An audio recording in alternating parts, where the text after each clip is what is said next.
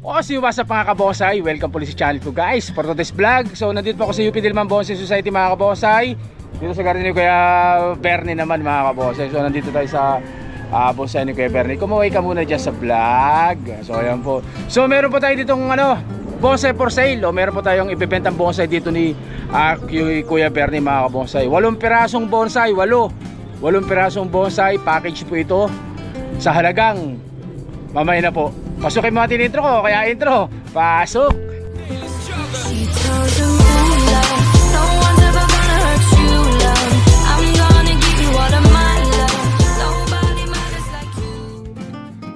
At ayun na nga mga kabonsay. So isa-isahin ko po yung 8 piraso. Tapos sa dulo nung natin sasabihin ko sa inyo magkano. Mura lang po ito, wag po kayong mag-alala. Ito po may tawad po yun may tawad pa mga kabonsay. Unahin natin yung juniper mga kabonsay. Itong naka rock clasping na juniper mga kabonsay. Papakita ko sa inyo guys. Yan. So ito po mga kabonsay. So kasama po ito sa 8 piraso na package ni Kuya Bernie. Napakaganda. Cascading. Kuya Bernie, tabihan mo para makita nila kung gaano kalaki. So ganyan pong kalaki yan mga kabonsay. Yan. So ito, likod po ito. Punta natin dito sa harap. Ikutin ko dito sa harap para mas makita ninyo kung gaano kaganda yan. Yan. So ayan po yung harap niyan mga kabonsay. Yan. So ganyan po na po katabang puno niya. So napakaganda. Nakakasapo sa limestone yan guys. Yan.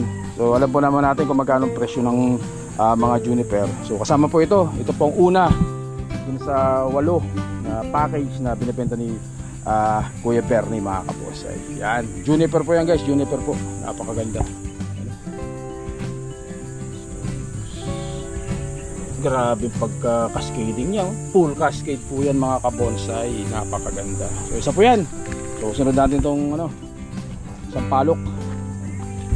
So kasama rin po itong sampalok na ito mga kabonsay. So ito ay umiikot. Ayan. So ayan po. Sampalok mga kabonsay. Buong buo na po. Tingnan nyo naman ang ibabaw niyan. Tingnan nyo ibabaw buong buo na. Tapos ang ilalim niyan, ayan kita nyo naman ang mga sanga. Grabe.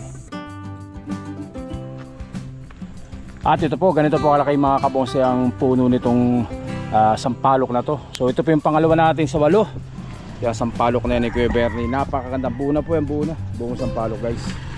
Yan. So Kuya Bernie, alin pangatlo? Ito. Sama natin itong banyan. So itong banyan po, ito pangatlo. Alin bang harap niya Kuya Bernie? Ikot mo yung harap niya. Yun, at inikot na nga po mga kabonsay. So ito po ang harap. So ito po yung pangatlo sa 8. Guys, tingnan nyo naman. Ganda ng pagkalatag na sanga sa ilalim mo. Punong-puno na po yan, tingnan nyo. At ang ibabaw naman niya. So ayan po yung ibabaw. So ganyan kalaki po yan mga kabonsay. So naka-rock clasping po ito na banyan. So laki po ng limestone na ginamit dyan. So ayan po. Napakaganda. Detalyado pagka-wiring po niyan mga kabonsay. Kahit po nasa initan po tayo ngayon ay napakaganda pa rin ito. So ito pa yung pangatlo mga kabonsay. So, ito pa yung pangapat. Itong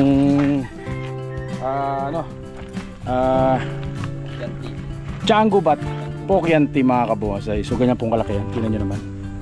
So ganyan kalaki. So kaya po yan maganda yung mga alaman ni Kuya Bernie dahil po sa hindi nagtitipid sa fertilizer. So guano pellet yung gamit ni Kuya Bernie dyan. So ito po, kasama rin po ito. Ito po ang ating pang-4 sa 8 sa package po natin mga kabonsay. Napakaganda rin po niyan. So ganyan pong kataba ang puno niyan guys. Tsaka ang gubat po. Yan yung ibabaw. Talagang po yan, layer na po. Napakaganda rin po nitong tsaka ang gubat na ito mga kabonsay. Yan. So yung panlima natin Kuya Bernie. So yung panglima, ito namang ating ulit na banyan ulit po ito mga kabonsay. Ganun din, naka-rock clasping din po. Pero ito po ay merong pa-semi-cascade ang tingan o cascading din talaga. Ayan, kita nyo mga ugat nya. So ayan na po yung mga ugat. Medyo magulang-gulang na rin po ito mga kabonsay. So ganyan din po, tinan yung ilalim. So ganyan po, detalyado din po pagka-wiring yan. At ang ibabaw po. So ayan po. So napakaganda po ng ginamit na bato dito. Tingnan naman ang limestone na yan. Limestone brand quality na mga kabonsay. At inikot na po ni Kuya Bernie, ikot pa. So ayan po yung mga malalaking ugat nyo. Ayan, kita nyo naman. Talagang kapit na rin po yan mga kabonsay. Yan, ikot pa kay Bernie. Pakita mo yung harap natin. Pakita natin yung harap.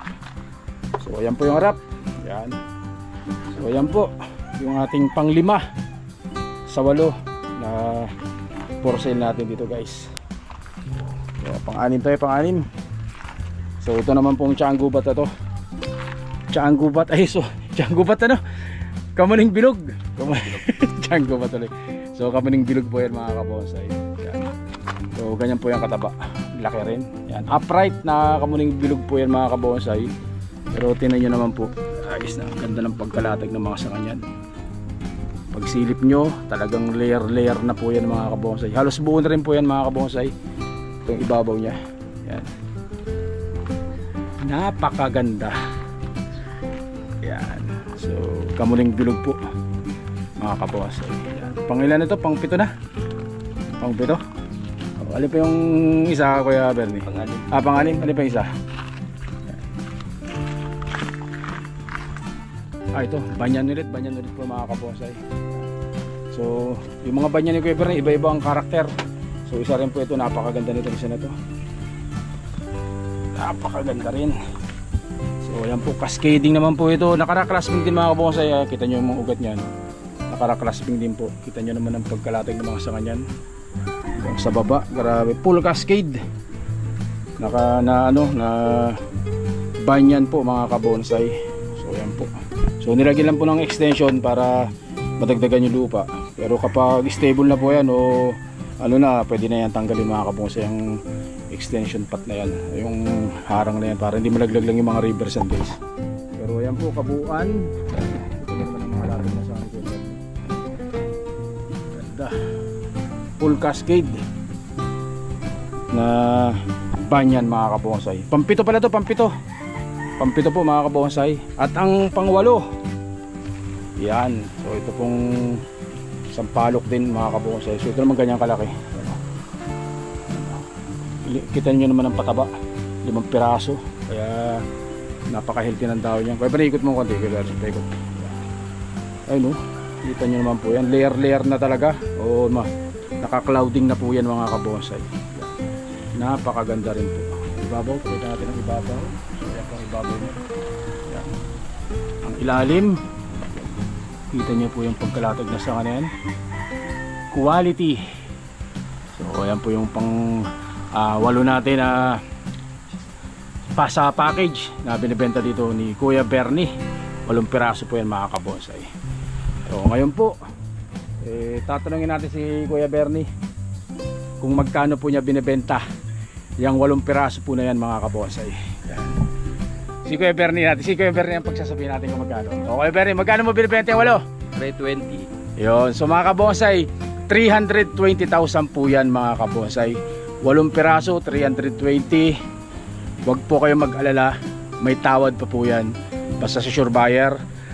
Pasyalan nyo lang po yan dito sa bonsayan ni Kuya Bernie, dito sa UP Diliman Bonsai Society mga kabonsay. Sa bandang dulo, sa tapat ng bonsai ni Kuya Michael, dito sa Bernie's Bonsai Garden. So yung mga kabonsay 2 sampalok. Ano ba yan? Isa, 2 sampalok yan. Isa, 2 sampalok. Isang juniper. Tsaka isang tiyaang gubat. Ay sorry, isa tiyaang gubat pokyenti. 3 banyan. Naka-raklasping. Lahat ng banyan naka-raklasping mga kabonsay. Ito tsaka yung isa na yan, 3. Isang kamuning bilog po yan mga kabonsay. Yan. So ano po yan 320,000 po. May tawad pa po yan. Basta pumasyalan po kayo dito sa bonsai ni Kuya Bernie. Dito lang po yan sa UP Diliman Bonsai Society mga kabonsay. 320. 320. Imbitahan mo sila. Yan, Sir, punta na lang kayo sir kung sino may gusto dyan. yan. Punta lang kayo sa DBS Bonsai Society. Yan. Diliman Bonsai Society. At may tawad pa po yan mga kabonsay. Yan. So saglit lang po.